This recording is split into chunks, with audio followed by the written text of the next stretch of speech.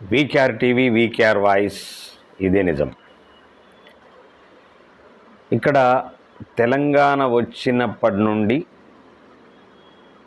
అనేకమైనటువంటి మార్పులు, అంటే 7-8 నెలల్లోనే తెలంగాణ అతలాకుతలం అయిపోతూ ఉంది. అంటే ఏదైతే తెలంగాణ ప్రజలు కోరుకున్నారో, ఏదైతే తెలంగాణ ప్రజలకు కావాలనుకున్నారో అది మాత్రం లభించకుండా ఈ జంపింగులు, వాళ్ళ అస్తిత్వాలు వాళ్ళు కాపాడుకునేటటువంటి ఎమ్మెల్యేలని తీసుకోవడము, ఈ జంపింగులు, ఇవన్నీ కూడా జరుగుతున్నటువంటి పరిణామాలు మనం చూస్తూ ఉన్నాం.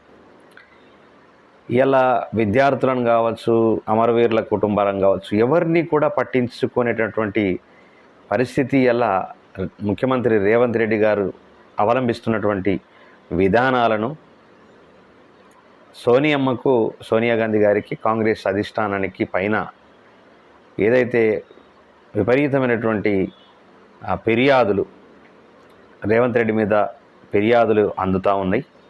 దాని దృష్ట్యా ఖచ్చితంగా రేవంత్ రెడ్డిని మార్చాలనేటటువంటి ఆలోచనలో అధిష్టానం ఉన్నట్లు మనకు స్పష్టంగా తెలుస్తూ ఉన్నది.